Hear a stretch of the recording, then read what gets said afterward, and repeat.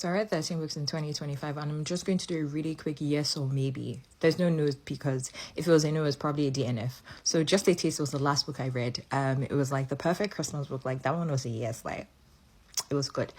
Christmas in Spite of You, I read it. Why am I pointing there? I read it as part of a book club, which is one of the things I wanted to do in 2025, join a book club, which I did. So I'm happy.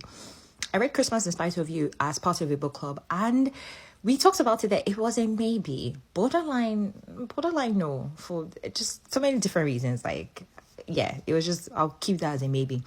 Before I let go, I listened to it as part of the book club as well. I finally jumped on the Kennedy Ryan train very, very, very late, but I'm on it now.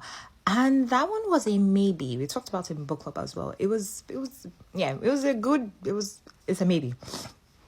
Only Earl in the World. I read anything by Amali Howard. Like, that was a yes. It was a novella, so it was like short and sweet. So yeah. Slow Burn. I think I posted about it on my page, but I never posted a review. That was a maybe for so many different reasons. I can remember, but that was a maybe. But the cover is pretty. But yeah. Pumpkinheads, that was a graphic novel, so 10 out of 10, it was a yes. When the Vibe is Right, that was a yes. I didn't know what to expect going into this, and I was like, oh, okay, that's a yes.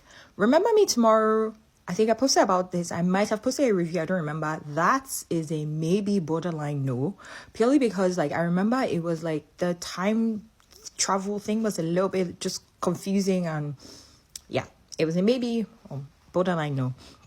Marriage and Mastery, that was a yes, that was nice. Yeah, that was a time.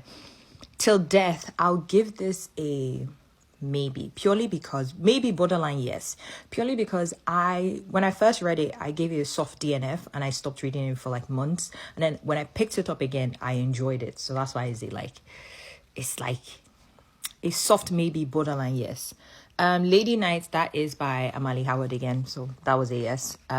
Promise Boys, that was a yes. That was beautiful. That was one of, like, I love a good whodunit, and that did everything I wanted it to do. So yeah, that was a yes.